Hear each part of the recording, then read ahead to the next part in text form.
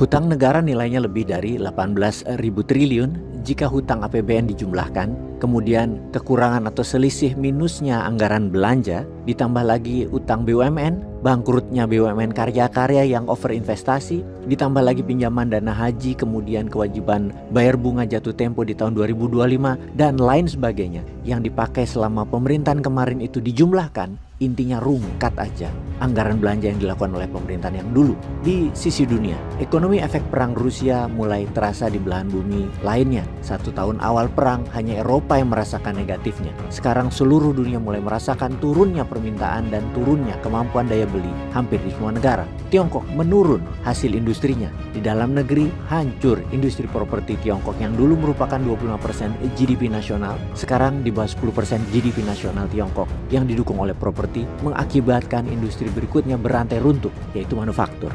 Kalau Amerika sudah kena resesi dalam 2 tahun belakangan ini, maka zaman Pak Prabowo nanti diawali dengan turunnya daya beli, serial bulanan deflasi yang kalau disarikan ekonomi Indonesia berat karena banyak beban masalah sehubungan dengan hutang masa lalu yang menjadi beban ke depan, juga perekonomian dunia yang lesu. Lalu solusinya bagaimana? Hutang lagi? Atas bahan inilah terjadi diskusi yang mendalam, karena adakah alternatif lain untuk mengelola keuangan negara Indonesia ke depannya? Bagaimana kalau menggunakan MMT? Bagaimana kalau menggunakan SWF, Sovereign Wealth Fund? Jadi kita berandai-andai, kalau Pak Prabowo berani dan paham, maka inilah rincian apa yang harus beliau lakukan secara urutan.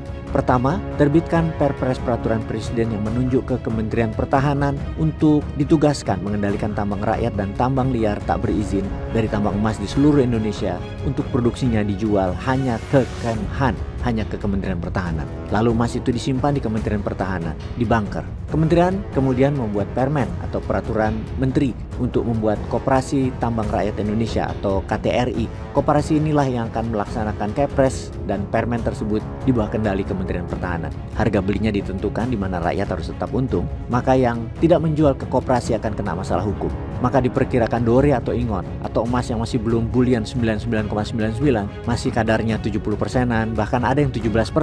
Semua diambil dan dibeli oleh Kemhan, oleh koperasi. Diperkirakan nilainya dalam 1 tahun lebih dari 500 ton emas. Di harga sekarang kalau mentah belum diproses, kita bisa beli ke masyarakat sekitar 1 juta per gram, di mana Kementerian Pertahanan atau koperasi harus menganggarkan 500 triliun untuk membeli hasil rakyat tersebut. Maka rakyat harus tetap dibayar. Pertanyaannya adalah dari mana uangnya? Maka disinilah keberanian seorang pemimpin diperlukan. Pertama, 1 dari 4 bank BUMN jadikan bank Kementerian Pertahanan atau dikelola oleh Kementerian Pertahanan. Katakanlah bank itu adalah BNI. Kemudian dana yang 500 triliun dibutuhkan dengan adanya 500 ton emas hasil tambang rakyat tadi, maka harusnya berani mencetak 5 kali jaminan atau senilai 2.500 triliun. Uang tersebut kirim ke BNI yang 500 triliun untuk membeli tambang rakyat atau hasil tambang rakyat, yang 2.000 triliun adalah uang fresh money yang akan disalurkan hanya berbasis proyek produktif. Tidak boleh untuk membangun IKN karena IKN tidak produktif. Juga jangan untuk membangun infrastruktur karena lama balik modalnya.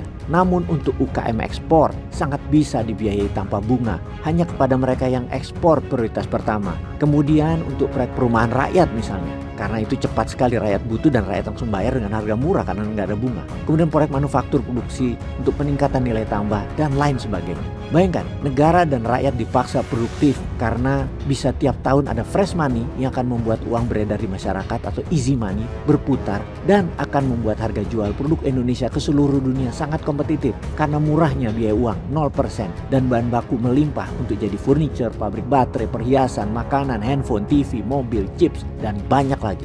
Kalau sampai nggak ada proyek, maka bisalah dana tadi untuk membeli perusahaan dunia. Beli saham Aramco, saham Temasek, Apple, Tesla, SpaceX, Nvidia, saham-saham masa depan dari perusahaan kelas dunia agar mendatangkan devisa ke Indonesia, juga kripto. Intinya kita harus agresif. Ke depan itu war-like situation. Indonesia harus siap. Semoga Pak Prabowo paham untuk tambang emas dijadikan jaminan printing money ini. Peace.